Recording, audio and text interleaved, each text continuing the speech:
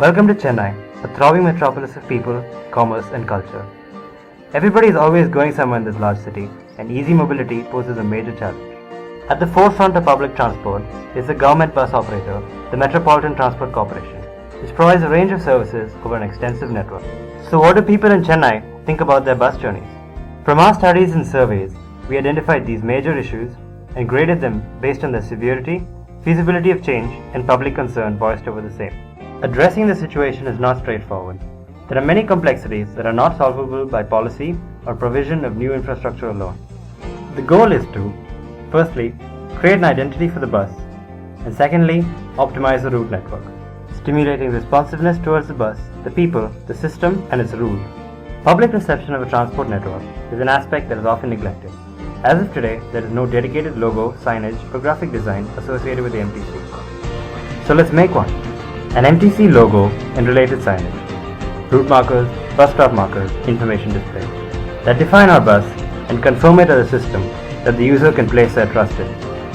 The bus is a very visible part of the fabric of the city we live in. Logos and graphic design elements lend credibility to the network. They also provide immediate identification of the services provided. Chennai has a confusing, cluttered, and destination-based route network. This is partly due to the organic growth of the city and how the urban grain evolved with it. Today, with the metro almost operational, the talk is of multimodal integration between public transport. This will relieve the brunt of traffic from the bus network, making the next step of optimization possible. Let's look at how this will work. The existing bus routes grew over time as and when a need arose. This leaves us today with a destination-based model that can no longer be supported. This model had its benefits, such as a direct route to almost any point, but there are major flaws.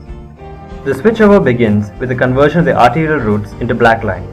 Black lines support high-frequency vestibule buses, which earlier could not be adopted because of deviations in routes. Next is the passive integration of color zoning, with the old routes being kept the same. The bus routes soon become defined by the zones that they pass through, color zones providing clarity of information integrated at all levels of the system. The direction-based model. Over time, people will associate with the color notation and how they work with the routes. The final step is the conversion of specific bus routes to zone orbits that cater to intermediate journeys.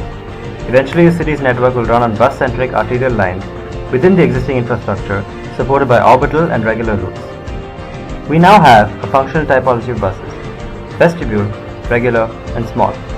On the whole, the changes are designed to be incremental but idealistic in the long run, working towards a comprehensive transformation of our bus.